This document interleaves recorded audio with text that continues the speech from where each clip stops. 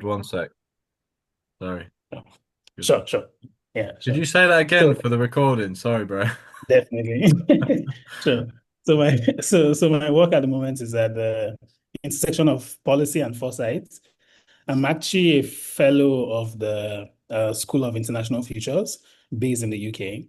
Wow. And you know, most of the governance that happens in Nigeria, across Africa, is very like short-term related, right? Folks are often thinking the next election, there's hardly any leader thinking about the next 10 years, the next 15 years, the next 20 years. And so that's also like crippled development for the most part. It's mostly be about piecemeal things, like build a school here, like just do show offish things, Mhm. just so that you get the votes for the next elections. And so for the past couple of years, I've worked at a couple of organizations that try to change that using foresight, futures thinking, so like challenging leaders to think more futuristic, and giving them the tools that they need to do that. What I'm doing now in Nigeria is taking that one step further by bringing in citizens into that process. So, Wow. so how can citizens challenge governments to think more futuristic by thinking futuristic themselves? So my state in Nigeria hasn't had a long-term plan for 50 years now. It's called River State. It's based in the south of Nigeria. It has about 9 million people. So since February of 2025, I brought together over 100 young people. We formed a task force, and we've been engaging leaders across like multiple sectors, Yeah. basically speaking about like what does the sector look like for the next 10 years? What challenges exist in the States? What does government have to do? What does private sector have to do? What kind of external investments is needed? Hmm. How are we using the resources basically that we have to make things better? I actually gave a sort of like a 14-minute TED talk about this topic. So if anyone is is willing to like I learn more haven't about it, even happy to seen share the it. link. What's going on there? I should Okay. have seen that by now, but yeah. Yeah, yeah. That'd be So great. Shove it in the chat. Shove a link in the I'll, chat maybe at the end, or Sure, if you got it handy, that'd be sure, helpful. sure. So yeah, I so think one of during these that things, like link, when you're talking about dealing with problems, get us involved, man. Because as I say, we're kind of creating a bit of a task force, like cross sector. It's in the early mhm. stages, but every year we get another like 70 odd people joining the community, so it's just going to get bigger and bigger. Amazing, amazing. So like if you could even present in one of the academies and say, or even show us some problems, then we can put together some like some kind of working groups to try and look at it from different perspectives. You know what I That would be mean? amazing. Yeah, Yeah. that would be really cool, especially with the angle of, because I feel like what's missing in so many policy conversations, it's people who fear God. I think you have Oh a lot of yeah. people who are smart, The who might be beginning of smart, knowledge, right? went to, yeah, yeah. I mean, you go to Ivy League schools and everything, but I think you just that like reverence and fear for God. I think is missing in so many of those rooms. And Hmm. I think you see it in the decision making, right? Whether it's the war in the Middle East or some of the things going on. Like you see it in how people don't like think about the environment, or even think about human beings who would be killed, and Yeah. who would die in the process of things. So yeah, so definitely I think that's a very interesting project. And yeah, we'd love to be part of those kind of working groups and just like to meet people who think in that particular way. Yeah, Yeah. on that point, I've got a brother who's a part of the collective who just published his PhD thesis on international law and proxy wars. So Ooh. like the law of basically the law with regards to Mm, wars, proxy wars, this kind mm, of thing, like an international mm, conflict. So like mm, within the collective, there's special, but the cool thing is we can look at that from a technology point of view. We can look at it from like yeah. a policy point of view, like a Mm, human centric point of view. So yeah, yeah, yeah, yeah. that's more. We'll have to talk more. I think Sure. for the interest of time and one of you, I think I'll give you the floor. If you could share your screen, and then I'll just admit people in as you carry on. But I think if you start now, then we can honor people's time. Sure, sure, Um, and then sure, I've got this until 9 p.m. But you know, whenever you're finished, then we'll just have some questions and then see how things go, sort of thing. sure, Okay, sure. bro. Can you share? That's too long. Yes, I think. Okay, no, it says I should send a request. I just Yeah, sent. yeah. Allow. You're on. Okay, amazing. Thanks.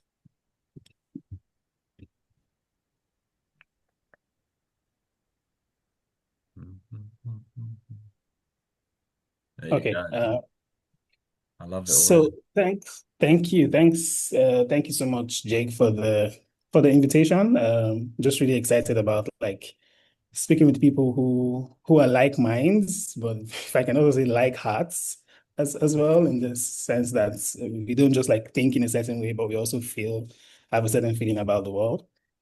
So the talk I'll be giving is called God's Design Thinking, and I'm sure like for most people here who have done design, like design thinking is something that's very like it's a term that's used often within the design space. But I think for a long time, over the past couple of years, I started to think about like what are some of the like just using the biomimicry framework that Jake spoke about earlier, what are some of the ways that God designs things, and I mean God's design has lasted for thousands and thousands of years, right? So what tips can we learn and how can we like infuse that into our own kind of design thinking and in the way we design products and processes and skills and stuff like that. So just a quick summary of who I am. So my name is Ebenezer, but you can call me Ben. Most people call me Eben. My work is across public policy, foresight, like I said earlier. I've done quite a bit of work as well as an activist, supporting local activists across 30 plus countries. I worked at change.org. So did a lot of like petition signing and like, knocking on the doors of policymakers and standing in front of parliaments in so many in so many countries. But I actually did start out my career as a journalist, actually. And actually, you'd see that in the course of the story. And then eventually got into biomimicry. So I do have like multiple interests. And so that's why I feel like I might be in like all of your working groups because of like how interested I am in just finding several ways to solve all of the problems that exist. I'm a husband and a dad to a 1 year old who might, if he's not sleeping, he might pop in at some point. Um, and it's been a very like I'll say humbling experience, just learning and unlearning things as of being a dad. And I'm also a huge football fan as well. I'm an Arsenal fan, so just in case there are any Arsenal fans in the house, I think we're winning the Premier League this year. Okay, so my faith journey. Uh, so I grew up in a Baptist church from like, when I was like four-ish, all the way to adulthood. But I mean, being born in the church doesn't mean you're really a child of God, right? So eventually got to like discover what it means to be in a relationship with Jesus and gave my life to Christ in 2004. It was the Easter of 2004. I remember very well because we just watched the movie Passion of Christ. I'm not sure if anyone remembers that. And I remember how broken I was. And so, yeah, I remember giving my life to Christ when the altar call was made and I grew pretty much in that church. I mean, I went through in the Baptist church, there's something called the Royal Ambassadors, which is like the Boy Scouts for Baptist church, right? So we had Boy Scouts, we go through all of that, have camps in really like rural communities and stuff. And then I started to learn a lot of leadership as well in church. So even though I was really young, from my early teens, I'll be told like to give exhortation during like small group meetings and stuff. And I actually did grow to become like the youngest secretary in my church's history. And I think that's put me on a trail towards public leadership and towards like just like social consciousness a lot because even while I was in the church board, I was most of my revolutionary instincts, I think, came out there because I was looking for ways to like modernize the church, council meetings, asking that we should stop using paper minutes, let's use digital minutes. All of those campaigns, I think, began from the church space. And I stumbled on biomimicry in 2011. So I used to listen to the BBC World Service a whole lot. I still do. Actually, maybe not as often as I used to before, but yeah. There was a show in 2011 where I think the show was called The Forum. And then he invited someone to come speak about biomimicry. And as I heard him speak, it sounded so I was like, this is science that's praises God, right? Because he was talking about how the world works and how there's so many like lessons everywhere in nature for people to like abstract and stuff like that. And I just thought that was really inspiring. And so yeah, at the time I had a Nokia Express, and I mean now there's an iPhone, but I had a Nokia Express music phone with a Java phone. And so like it gave me some access to the internet. And I would just like go online and just like read more about the concepts, right? Got really fascinated by also seeing biomimicry in the scriptures, right? In Proverbs, and I mean, I'll share a few more scriptures that I discovered. But in Proverbs and all of these places, I was really just to see that it wasn't just science from afar, and that there were so many examples of applications like in real life, right? People talk in the biomimicry space, people talk about Velcro tape as a really huge example, right? Where it's just like how this Swiss designer goes out with his dog and then finds these burrs on the dog's fur and then discovers that, oh, there's a way to make adhesive without like using liquid or chemical processes. The people who are like mimicking woodpeckers to make better shock absorbers for cars. There's the kingfisher bird, which is like the classic biomimicry example, where a Japanese designer tries to reduce the sonic boom of a train going through a tunnel.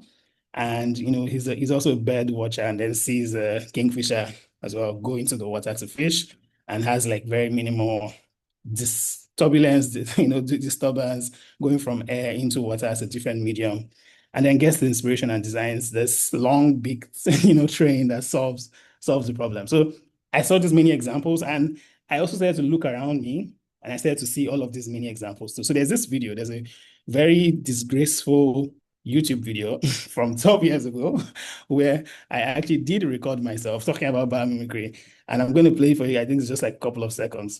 Um, yeah. Hi, I went to District Economy. Can you guys hear? Did you Yeah, did, yeah, did you yeah, hear yeah. I me? can hear you. Yeah, I can hear you. Okay, okay. I wanted to check if I was sharing sound. Okay, go. Yeah, I found this very awesome shape. It had like this very large little beautiful birds, and then they were doing something awesome. They were building next with raster palm. Now, I don't know if you can see this clearly, but there's this very, very large number of nests on the leaves, on the branches. And then they're like around, then they keep going on and on, flying from here to there. It's just really awesome. It can just tell you about biomimicry and architecture. I mean, what's the future of architecture? If God could make things that could think this well to, get leaves to build nests, then God made man to also learn something. I wonder what to learn to do like build our houses in the air, maybe on high places, something like that. I don't know. But it's just awesome. I mean, we're doing it all day. Close to like 3, 4 hours. Yeah, I don't know. Stop it, Just bro. awesome. You've I got a just had to window tell into me. my brain. Thank you very much. That's literally what I'm thinking all day. So I made a lot of like very now looking back, very embarrassing videos with very poor quality, cameras, just talking about like everything I could see around me, right? And then 10 years after, I then got the chance to actually, because one thing about biomimicry is that unlike biology or like chemistry or physics, there's currently no, I mean, many more ways are opening up, but there's at the time, there are very few options to go like study biomimicry in school, right? So people often would do it through a practitioner program or some like experiential knowledge, much more than an academic field. And so I eventually got a chance to then study, which Jake spoke about earlier. And I was mentored by, I mean, she's late now, sadly. Claire Janice. She founded biomimicry in South Africa and also led a lot of like conversations around biomimicry across the continent. And I learned so much. It was I mean, from being the guy who just like randomly records birds flying somewhere to actually learning about the processes. It was such an interesting experience all through that decade. And I think also my project also applied to something I was doing at the time in the public policy space, sort of trying to advise the UN Security Council on what are like alternative methods for voting. And it's called the 10-3 voting system. I would share the deck with Jake so he can share with the community. All of these like links are there, like podcasts and stuff I've spoken about, and some guest lectures I've given about the topic. So because of our time, I'll just go straight into sort of like the principles. What are the 7 design principles that I've seen from the scriptures, but also from personal observation as well, looking at nature for inspiration. The first principle I think God uses, and you see this a lot in the Bible, is the principle of replicability. And I like to call it the seed principle, right? God made trees in Genesis, but stopped making trees after the first time. Every other tree that grew on earth grew from the seeds from those first trees, right? And if you think about it, that's really ridiculous for like how many thousand years where you make something once and you don't make it anymore. And it just keeps making itself over and over and over and over again in different places with different kinds. Genesis 1:11-12 talks about each seed producing after its own kind.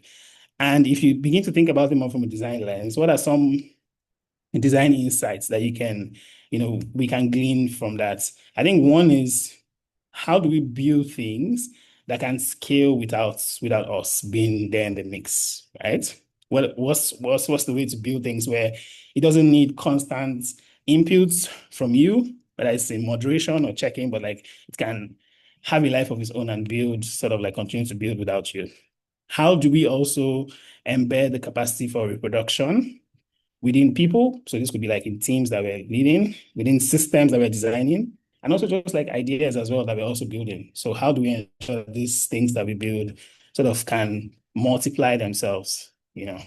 Think about like radical multiplication, much more than just outputs, because an output needs inputs to become an output, but multiplication goes beyond just like inputs. I think if you think about this in principle, one idea I often think of that sort of has that sort of seed principle is TEDx.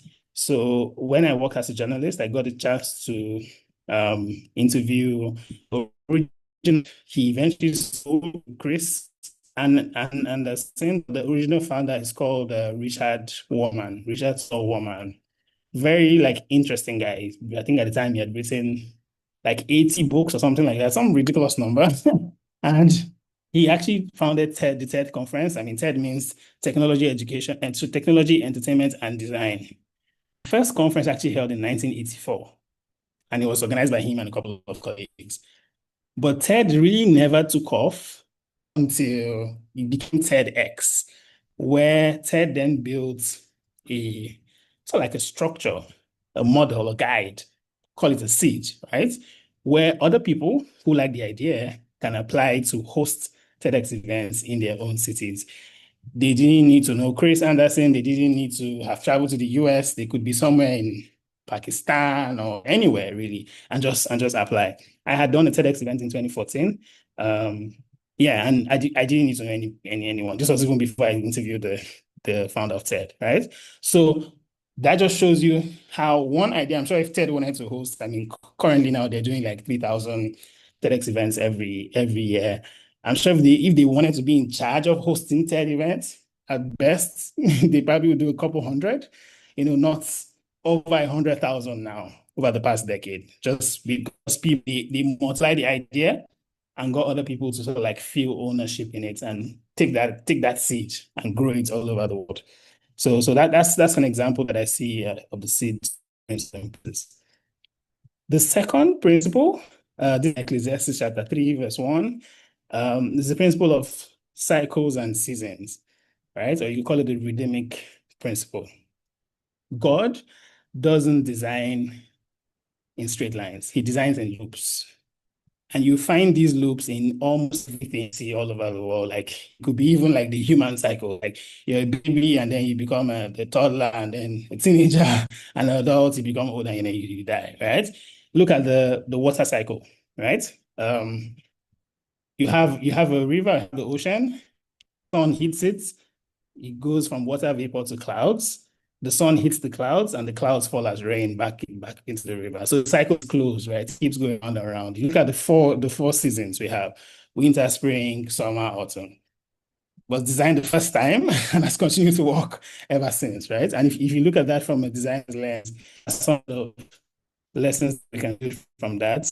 I think also just ensuring that our designs are not they're able to, so if we put in efforts, they're able to constantly sort of like continue to operate and move on without us. And I feel like one really good example of this is the concept of renewable energy. So it's sort of like it functions in a loop, right? You have a solar panel, the sun charges it, fills the battery, you use the battery, and then when you die morning, the sun is ready to charge it again, right? I feel like I mean for you guys in the UK, I'm sure you don't you might not be able to appreciate like what it means for people to not have power, because that's such a big issue in Nigeria, where many homes are now having to like fall back to renewable energy as a way to generate their own power, because we have a really sad government. Again, like I say, very few people who fear God and fear God's, creation in those rooms. And so they're not able to fix many issues for 20, 30, 40 years. And so we've had power issues happen over and over again. So many people are now like with solar. I mean, for me, example, the reason why I have lights now is because I have some solar panels on my roof that I had charged during the day, and then I have power in the evening, and then by morning tomorrow it starts charging again. So that's why it's a more energy efficient way, or more efficient way to use energy, by using renewable energy, because it's in a loop form. So I think just keeping that in mind as well helps you as you begin to think about your design and how you can design in loops. The third principle is the abundance principle. You call it the overflow principle. You see this in the galaxies. There, I don't know, billions and gazillions of stars. Some people talk about how far away planets are, right? For those who understand space. You, for example, look at the Amazon forest and see what's trillions and trillions of trees. There's still like several patches of the Amazon forest that people haven't been able to explore, right? Or if you go to the oceans, schools and schools of fish, different kinds of aquatic creatures. And God actually does tell us to be fruitful and multiply in Genesis 1:28, because God doesn't really design for scarcity. He designs for overflow. He always thinks about like, what's the biggest way you can do something, right?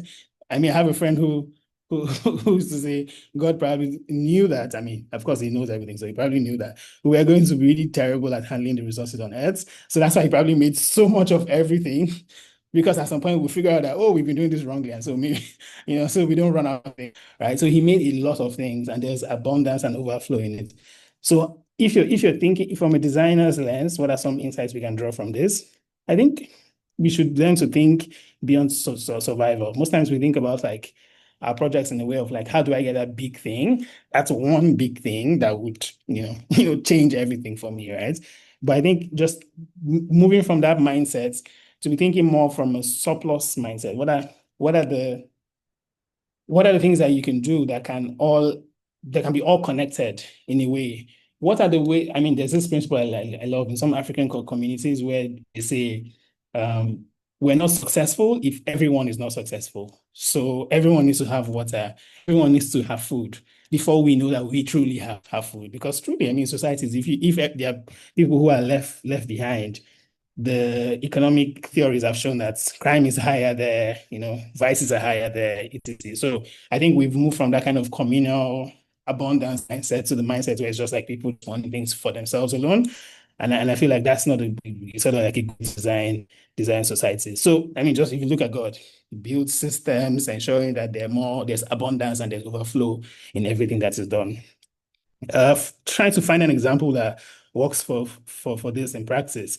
Think of Google, for example. Google, when they made Gmail, they made all of these things and just threw them out there for free. Google, Gmail, Chrome, they just made all of these things, right? And by doing that, with that abundance mindset, they were able to get so many more users, which in turn give them so much more data and more value. And these companies are valued now in hundreds and hundred billions, right? which also now gave them an edge, even in the AI race, right? And I mean, there was this conversation trending on Twitter a couple of days ago that we didn't know that when we were filling most of these captcha questions, right, that will come up and say, are you a robot? And then you say, no, I'm not a robot. I need to say, okay, if you're not a robot, click on all the bicycles on this frame. We were actually training AI. Most of the AI work and the LLMs who have now started to, communicate and build up these systems now, we're actually training them because of the fact that Google said all of these things are free. Come on, come and use all these things, and we all got on there, right? So by creating this concept of abundance, they were actually able to get data and value in the end from it. I mean, whether or not that's ethical is another question, but it just shows you the kind of way they were thinking about this. The fourth principle is the principle of co-creation. And in Genesis 2:15, God told Adam and Eve to tend and keep the garden. I mean, God made the garden. So like, you'd be like, why does he need them? God can definitely tend the garden himself, right? But why did he need them to tend and keep the garden? I think it's because of that principle of co-creation. Humans are not just like users, but they're like co-designers with God. And I think in the tech space, the word users is used a lot of time, right? Because like, how do we get to the end user and this user and that's user? But I think for many organizations that have been able to move from that mindset of just the user to like a co-creator, they have always been able to move a lot more faster. And I feel like a couple of things that we can learn here is how do we design for collaboration and co-creation? I'll show you a few examples, right? How do we also build feedback loops into our products cycle so that users also feel some sort of ownership in the design? So they can say, I think we should do X, Y, Z better. I think we can make this better, and sort of have part of the process of making the thing. Starbucks does this quite a lot whenever I'm out of the country and I'm in places where they have Starbucks. I mean, so it's an interesting brand because through their Starbucks idea, they have this idea they launched in 2018. I think now they've gotten close to like 18,000 or something ideas from just like random customers. I have suggestions about like flavors and cup styles and, just like processes and stuff. And I think that's way to like receive real-time feedback continues to make them look innovative always, right? Because they're always changing stuff and finding ways to do new things. When I was giving my introduction earlier, I spoke about the reverse 25th gun, which this is a project I'm currently leading, which is the first co-created state vision on the African continent. And like I was saying earlier, before now, you have a lot of short-term thinking on the continent. But even in cases where you have states or countries trying to do differently, you have a leader, get some experts in a government boardroom, write the vision and announce it to the people and say, this is our vision for the next 20 years, right? And so we're like, how do we flip this on its head and design a different process where there's more ownership of the process and ownership of the vision, where citizens themselves can now lead this conversation and lead this vision. So that's the co-creation principle in practice. The fifth one, two more to go. This is the principle of ecosystem. So think of it more as an independence principle. So, or interdependence principle. So think of like the food chain, right? Where everything is linked to everything, right? Think of the human body, 206 bones, different machines. There's a heart pumping, there's a kidney filtering, so there's so many things working together. There's a brain thinking and receiving this stimuli and everything. The lesson here is nothing God creates exists in isolation. Every single thing, like even the planets, everything sort of works with something. It connects to the bigger picture, right? Nothing is alone. And yeah, and I think the insights that we can gain here, things like ensuring that we design for relationships, not silos. So how does the products or something you're building fit into the larger ecosystem, right? If solving a problem, but that problem is connected to another problem. Like, I mean, in development, we talk about wicked problems, how problems are bigger, and then they have all the smaller moving parts. So how does your solution or idea or product sort of fit into that larger ecosystem? How also within your team do you value diversity of roles, right? Just understanding like what special skill temperaments, gifts each person brings, and how do you ensure that all of this are complementary within the system? I think Apple probably a good example of this interdependence principle, where they probably end up making you buy almost every type of their device because of how seamlessly connected to everything, right? Your iWatch is connected to your phone, to your laptop, to your iCloud, to your pad and everything. Just ensuring that nothing just exists by itself. Just so, like, it makes you want to ensure that you get the whole ecosystem as well, right? So in the end, they're not just selling one single product, they're selling the entire system to you, right? And that's a sort of like an interdependence principle behind that design. Okay, the penultimate principle is embedded intelligence, which I would like to call the intuition principle. This was a verse that's always got me really interested in biomimicry. Proverbs chapter 6, verse 6. Consider the ants, you sluggard, consider its ways and be wise. And there's so many, like, biomimicry generally is about just looking around and finding lessons.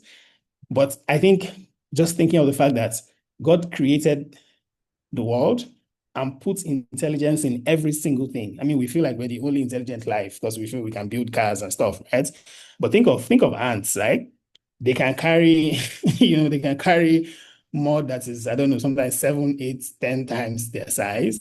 And they can build these really huge mounds that are well ventilated compared to us who would just build blocks and blocks of things and need AC to cool, but they can use natural air to cool their termite mounds without needing to build AC or build any of these things that we think we're so smart to do. And they can save food so much that all through winter, they can gather enough food during summer that they have what to eat in summer and have what to eat in winter. Like, really? Are we that good? So there are many areas where we're even lagging behind, right? So God actually did put a lot of intelligence in the things that he designed. And I feel like, yeah, maybe in the world you do this, but also if you don't, an advice for you to continue to look to nature as a blueprint library. I know in design, most times, like, you need to look for places where you can find ideas, but I will encourage you, just as Jake does. Look to nature. There's so many ideas, so many beautiful inspirations that you can find there. Design systems as well that can self-regulate. I feel like now with artificial intelligence, the people might just think of how do I add AI to this as sort of like a quick way to solve the intelligence problem. But I think beyond just thinking of how do I include AI on my product, think of like beyond AI, beyond like software or digital, what are some of the things that you can do to your product or idea that can make it intuitive as well, so that people don't need, for example, to read huge manuals to figure out how to start something you built, right? Like, it needs to feel like part of them needs to come so intuitively that it's easier for them to be able to understand. And yeah, there's so many examples of this. Tesla, obviously, so some interesting example, but there's so many examples coming out of China and all of these countries where they're building really like interesting products that are embedding intelligence, where the products, you don't just use them, but they also learn. I don't say they're using you, but like they can also learn from they can learn from you as well, right? And study your patterns and study like your behavior so that they can then adapt to you, right? So I think just thinking about that is sort of things that we can help. And I feel with the Claude CEO was speaking about how AI is currently at the sort of like a college student level. So it hasn't even gotten to like a professor level. So there's so much that will change in the world. But I think just in everything that we do, just thinking about what role embedded intelligence plays, and ensuring that just the way God designed the world, to ensure that everything had the wisdom it needed for its situation. Like, plants can find sunlight, like animals can find their food. So like, how do you design that kind of intelligence so that your products can also do that? Okay, the final point, and this might not be a very fun point after speaking about all the things that we can do, but I find this very interesting because on the seventh day, God rested. You think of God as all-powerful, infinite being, doesn't need to rest. Why should God rest, right? But I feel rest is something that our generation has sort of like made to look as being weak, or made to look as something that you use for recovery when you break down or when you burn out. You just rest for a few minutes or hours and then go back and start moving again, right? But the way God designed the world, he designed the rest as part of the design, not as, as something you do when you break down. And I think that God actually intentionally rested to show us that, rest is a very integral part for our survival as human beings, but also for us as creatives. God has just spent 6 days creating, designing, solving problems, and then he says, I need to rest. And he shut down for 1 day. So I think that's a very strong message for all of us. And the truth is, sustainable systems always include pauses and rests, resets. I know like we're used to like the sprints, like design sprints and having these meetings over and over and over again. But I think even the work that we do, let's ensure that we're constantly thinking about rests. Much more than intensity, we're thinking about rhythm. So like how do you keep doing something in a more rhythmic way, not just like go, go, go, go, go, go, go till you burn out. And that's a lesson personally I've also been learning about the past couple of years, to ensure that I'm intentionally planning for rest, adding to my to-do list to say I would sleep for XYZ number of hours. I would take a nap today. And I sometimes have to force myself to consciously walk towards doing that. Yeah, because burnout is not what God planned. God didn't burn out. He created the whole world and he didn't burn out the heavens and the earth and didn't burn out. So it means that rest is something we should keep in mind. Mini tech leaders, one thing I found a couple of years ago, that mini tech leaders actually across Silicon Valley, the whole Bay Area in San Francisco, always go on social media Sabbaths. There are actually times when many of them are not online. Like they're the ones who created all of these platforms, right? Whether it's Twitter or Facebook and the rest. But there are times when they actually do go for themselves on social media blackouts. They're off for sometimes weeks, months, resting their minds. And it's easy for us to think of rest as well, sometimes only as sleep. But like if you're always on your phone, always on your laptop because of our work demands, you're actually not resting. Right. So how do you also rest not just your body, but also your mind as well from notifications and those kind of things that keep popping up and making you having to do things? There are organizations who are exploring like 4-day work weeks. So that could be something you should also think about. I know a couple in Nigeria who are currently doing that and are also quite effective. Go on PTO. I don't know if anyone's going on PTO this year. I'm happy that I finally have been able to plan for my PTO in April, first week of April, just after Easter. So, so go on. This is my message to you. Go on PTO. Find ways to rest. Encourage your team to take naps and stuff that helps to like re-energize them. I remember so just before I left the Huffington Post, back when I was writing as a journalist, Ariana Huffington, who founded the organization, set up like an organization called Thrive, and I did like in the Thrive office, they had nap rooms. It was ridiculous. Like I couldn't believe it. Like same way you have meeting rooms and board rooms, they had nap rooms, and they actually did ensure people would clock in when they want to go like take a nap as a way to consciously force people to rest, right? So I mean, these are some interesting ways people are finding ways to ensure that teams are getting the rest that they need. Okay, so in summary, these are 7 because there's so many, right? This is just scratching the surface. This is just like scratching the tip of the surface. Because if you read the Bible, there's so many more examples and so many more principles that you can find there. But these are 7 of the many that are in there. Replicability, cycles and things, abundance, stewardship, interdependence, embedded intelligence, and make sure that there's built-in rest as well in the work that you do. I'll end with this quote by, he wasn't a believer. There's no record of him being a believer, obviously, but he always looked to nature for his solutions, which maybe he didn't know, but he was glorifying God because he was glorifying what God built.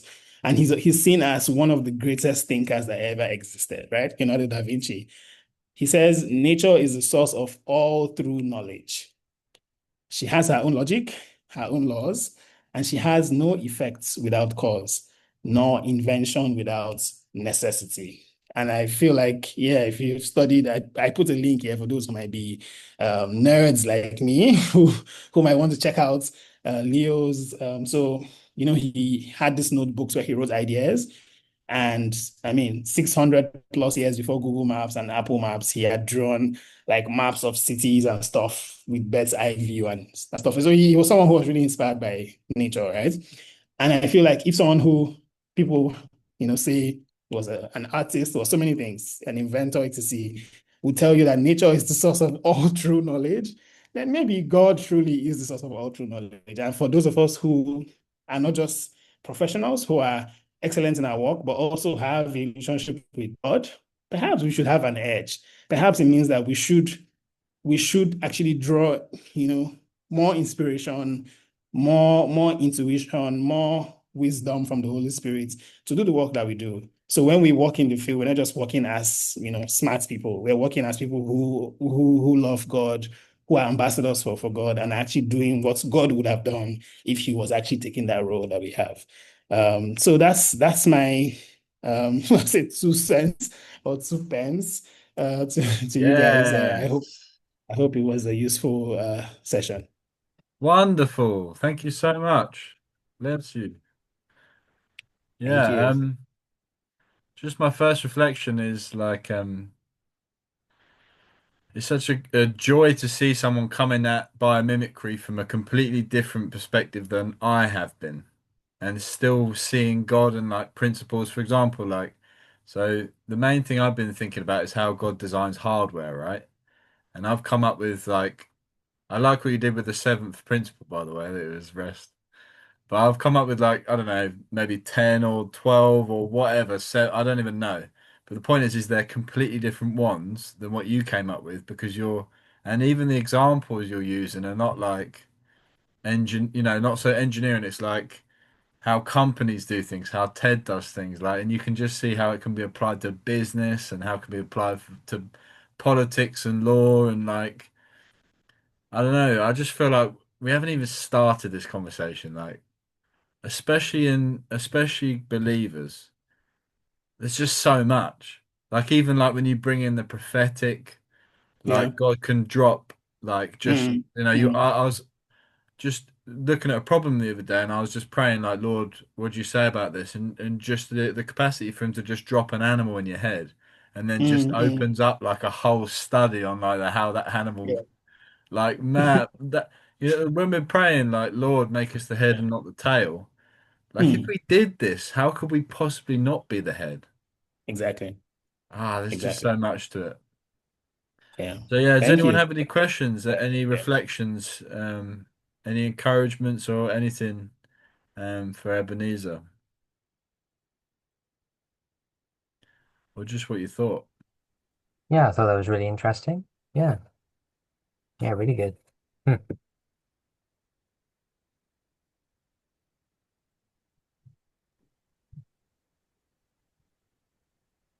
I can see, for example, like in terms of, so I'm a software engineer myself. So thinking about abundance, designing spare capacity in systems, um, so that they don't fail. And it also applies to things like hardware. So like, over engineering a car just a bit so that it's more robust, so that it lasts longer, etc. Mm. Yeah, I think that was, yeah. So no, yeah, really interesting. Thank you very much, Ebenezer. It's quite an Thank interesting reflection to think about abundance as over mm, engineering, because that's actually one thing I've been struggling with my head. Because God designed so efficiently. I'm sort of mm, tempted to try and design every chair just to take the weight of the person that might be using it, right? mm, But then mm, that's not mm, going to work because if somebody comes on who's heavier, it's just going to collapse. So I'm like, how do you design efficiency and hyper customization, but also over engineer it and like bringing in this mm, concept of abundance or mm, overflow so that mm, there's generosity in it is a really cool way of looking at it. mm, I think, mm, like the example of the human body, there's actually a lot of a great deal of flexibility in terms of uh, the different forms that the human body can take. So like height, weight, build, mm, etc. But then there's also um, the ability of the body to take quite significant punishment and then recover from that is also quite mm, remarkable. So that seems to be like, yes, God's designing really efficiently, but also, I don't know, there's a great deal of resilience in a lot of his designs. And they can go surprisingly far before they actually properly break, as it were. yeah. Yeah. Well, that's one of those things is like I think in the course they talk about this, like live adaptation allows things to be resilient as well. So when we design things, and that's part of the integrated intelligence actually. So part of integrated intelligence is the ability to continue adapting when the thing's been made, um, which gives resiliency. Mm, It's all coming mm, together. it is. Yes. Okay, Storm's got a question that she's typed out. How do we apply Christian design, which is a whole thesis in itself? No, that Yeah. that she didn't say that. I said that. How do we apply Christian design to our homes, like when we decorate our homes? And when Mm, thinking about design process, could you clarify what process we should take when coming up with new ideas or designing things well? mm. Hopefully that makes well. I'm guessing that she meant to say, hopefully that makes sense. Yeah, yeah, There's yeah. two questions. Okay, so did you get that? I did. I did. Okay. I think the first question is really, really interesting, and I feel like the color combinations in nature, man, like even if you look at like some of these like really beautiful birds and stuff, I feel like we really haven't really explored what color combinations can really be. So if I just talk about color, like my wife's she's a fashion designer. And so like I'd yaps a lot at home about like biomimicry this, biomimicry that, you should look to nature, etc. I stressed her out a lot about it. And so she's like, you know what? Okay, for my next collection, I would just try, to sort of try this out. She didn't do the course or anything. She just said, okay, I'll just look at some beautiful photos of butterflies from South America and Africa and just see, if I get any ideas. The range of ideas she got, like for how to use multiple fabrics. And this is someone who didn't have any biomimicry training. Like she's never done any course, nothing. Just God, looking color at it. theory. Oh Yeah, like man, there needs just to be a ton the of work on that. combinations. Yeah, yeah, like the whole combinations and everything, So there's so much. So I think even just in the way we design our homes, whether it's like how we manage space, how we beautify the space, how we ensure even in the things we put on the wall and things like how do they all come together to give glory to God? Because like you have to look to God to make this beautiful, right? I feel just the act of doing that like already ensures that you're actually doing it the right way. That's actually how I see it. And I feel like even in our fashion, in everything that we do, just looking at nature, I feel God's really shown the blueprint is there. I think just for us to be able to extract it out there. Um, Amen. There was a on second your on question, your I think. Yeah. yeah, yeah, yeah. On the other question, so there are two ways, and I'm sure Jay can also speak about this. There are two ways people, so in the biomimicry field, there are two ways people often would sort of like look to nature to solve problems, right? So how do you come up with new ideas? They either go from problem to nature or from nature to problem. Problem nature will basically be a new problem has come up and like just like my wife, the example I gave, she wants a collection. She's not sure like what's, what do I draw? Where do I get the colors? See, how can I do something that's different from what everyone else is doing? How do I stand out? And so that's problem. I then inspire her to say, go to nature. And then she goes look at these beautiful butterflies from South America, these very different species, and begins to get ideas. So that's how going from problem to nature. Going from nature to problem would be maybe you're just like watching something on Discovery Channel or something, right? Or just watching Nat Geo Wild or something. You see something in nature, and you're like, oh, that looks really nice. How do we apply this to our work? So you then take a step back to say, okay, maybe what you saw is how I don't know how elephants, for example, manage water, right? Like how does their body ensure that if they take water once, they can have enough water for a very long time? Or how do camels, for example, go for extended periods without water? Stuff like that. And so you're like, so how can we do this in our own world? So like, what are water conservation, techniques? How do we use water more efficiently? I mean, it's still mind blowing to me that God supports the entire world on 3% of fresh water and Wow. 97% of salt water. Yes, it's just 3% fresh water that's holding the entire world all together, right? If you add all the water from Antarctica, the ice melting, everything, it's just 3%. So just looking at that, then you now say, okay, how do we do our water systems? What are the ways to do this better? So you can either be both ways. You can have the problem and you go to nature to find the problem, or go to the scriptures, really, right? Or you see something in the scriptures, something in nature, and then go back to find what the human way of doing it is. So like what's the way to solve it? So I think just finding out which way works best for you. Yeah.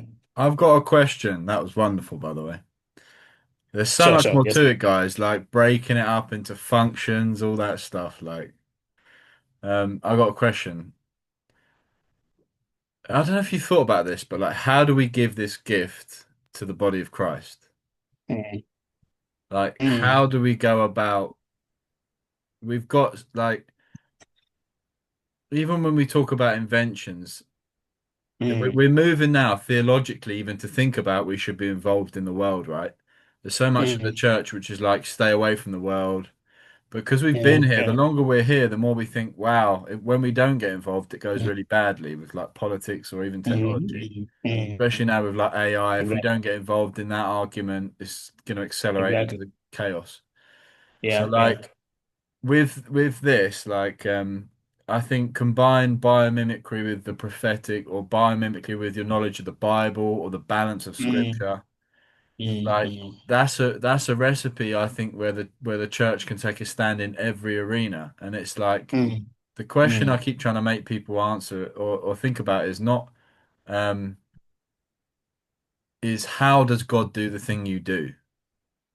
And the mm, answer is found in the process of biomimetics, like mm, finding how God does it. mm. But what I'm challenged with myself is like, how do I, what are the Take it. ways? And maybe it's Yeah. in the knowledge of biomimicry itself when you talk about Mm, TEDx, like creating ideas that then replicate, like trying mm, to think, mm, maybe bringing mm, that problem to the biomimetic framework is worth doing, like how to inject mm. this knowledge, like even like looking at viruses. Which is kind of a And how problem, fast right? they Because you're like, spread. that's Yeah. probably part of the floor, Yeah. part of the fall. You know what's funny in Yeah. biomimicry is I'm like, oh man, I don't want to take like part of the fall and start like, Learning from it. yeah, yeah, yeah. Yeah, yeah, yeah. I No, no, need, that's a really beautiful question. And I feel that's something we should keep thinking about. I think that's yeah, I feel this is one of the ways, definitely. I think just this group, continuing to like build momentum and attract. And you telling me to join you now. I think the next week maybe one more person, two more people, three, maybe like more and more people could begin to join. I feel would continue to build the movement. mm, Um, I think also finding spaces within the church system to be able to find ways to teach this as well. There are some churches that, like more orthodox churches, that wouldn't, that they probably would be harder to find this kind of spaces because like no one was talking about biomimicry on a Sunday, like during their message on a Sunday, on Sunday, their Sunday message, right? So maybe it's a smaller group instead. Maybe it's it's when small groups do a special program or something, and then they invite someone to talk about it. So I think just finding those avenues, even within the church system, it would mm. take a while, but I think just again, I feel our generation has a huge responsibility to ensure that the world that we leave for our children, is better, and it makes it easier for them to continue to love and trust in God, right? We need Amen. to ensure that, like, I mean, there are many people in our generation who are questioning and asking, does God really exist? That, seeing all the problems everywhere, which most of the problems are actually man-made problems. To be honest, we look at the wars and look at the famine and look at all of the like economic challenges. These are man-made problems. Like for the large part, has nothing to do with God. Like this is because you guys just didn't have enough intelligence to figure things out. So how do we now ensure that we can make our world better so that our kids don't have to ask those kind of questions, right? So that they're living in a better world that makes it easier for them to love and trust in God.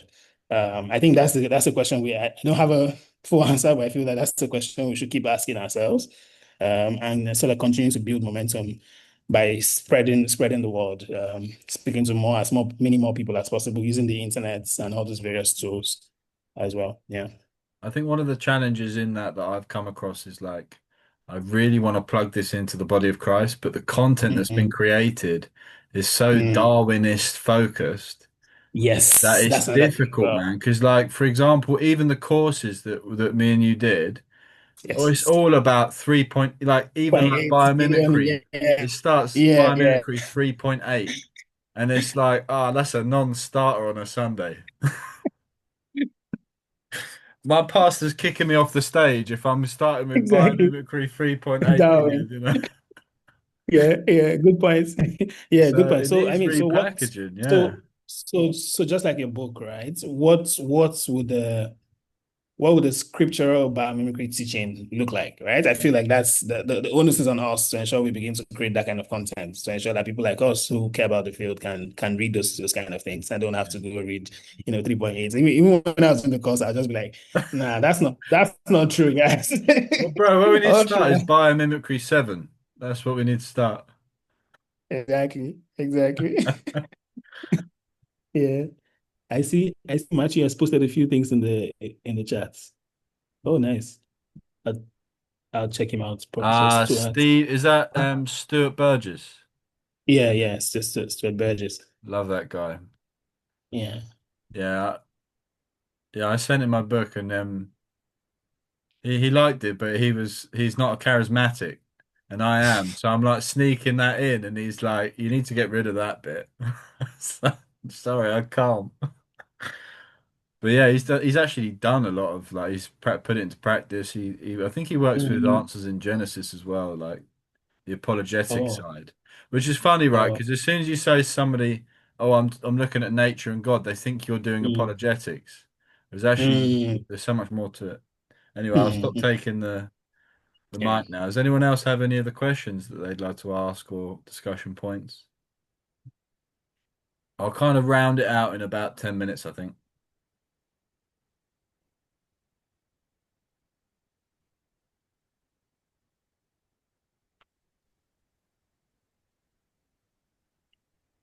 Hi, yeah, I didn't have many points. But yeah, I just wanted to say thank you for a really interesting talk.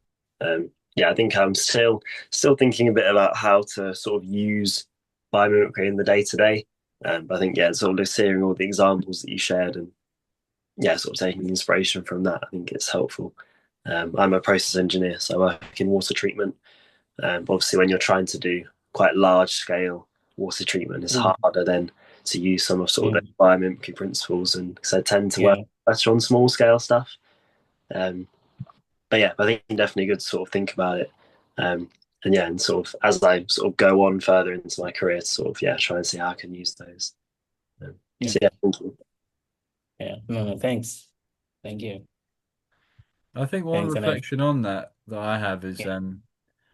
is to start a second life in like content creation, right?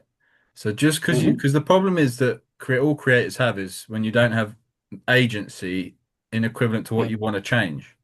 So like if you're Mm, starting off in your career or like your early stage, you don't have the position of a CEO to like go, right, we're going to change the water system over to something more cohesive with nature or more mm, biomimetic. But what you can mm, do is offer them the option by studying these things in your spare time and presenting them the information. Because the fact is that they're not going to know how to mm. improve things. And like the problem that you're solving, like water treatment, is like one amazing one for biomimicry. Like It's take huge. that Yeah. to the process, and Yeah. it's going to Yeah. be an amazing study. So Yeah. Yeah. Yeah. Yeah, it is. I mean, before we jump off, I'll add a couple of links. Claire, who was my biomimicry mentor, she did quite a bit of work on like water treatments, Mm-hmm. um, water transportation as well. Like, how do you move fresh water from here to there in the most efficient way and stuff Yeah. like that. I'll share a couple of things. And I think one other thing is, one thing I've seen in my career is when you begin to look to biomimicry and you begin to, I won't say think like God because his ways are higher than our ways, so we can think like God, but like learn from God's thinking, mm, you stand out, right? Because like there are not so many people who are thinking about the way person God are thinking about things. So you always stand out. Like whenever I come up with ideas that are inspired by nature, people often want to find out, how did you get this idea? Like, how? Like, where did it come from? And I'm getting the chance to talk about nature, talk about God, and how I was inspired through this and that. So it's a way to also share and spread the message as well. So yeah. So whenever you do that, God will honor your efforts. I think so. I fully encourage to continue to find those ways. Yeah. Yeah, thank you. Yeah, that's really helpful. Thank you. Amazing. Okay, is there anyone else who'd like to ask anything or share anything? Um, Yeah, I was gonna say, no, thank you so much, Jake and Ebenezer. Um, yeah, Yes. my question was, how do we sustain our interest for biomimicry and not just keep it as a passion, but actually like implement it in in our field, so that maybe the things that we think about do become industry standard. So I know Jake has been speaking about this in a few like last year or so, but yeah, is there any kind of encouragement you'll give, and maybe from your experience or Jake, your experience, how you've sustained, you know, that kind of pursuit of biomimicry and not giving up, even when, you may be the only ones or the minority in your fields? Mhm. Yeah, and I mean, you know how the Bible says like faith cometh by hearing and hearing the word of God. I feel like it's Mm. there's a similar thing in there as well. I think just remaining plugged to the biomimicry community, because at the moment I'm trying to build a community in Nigeria as well. Oh, Again, most people are not understanding, not understanding where this is coming from. Like, it feels like an abstract thing. So I think just keeping myself plugged with these communities, for example, Learn by Jake, you probably know this. They do a Confluence program every couple of months and the where they bring in people community, and I keep getting emails.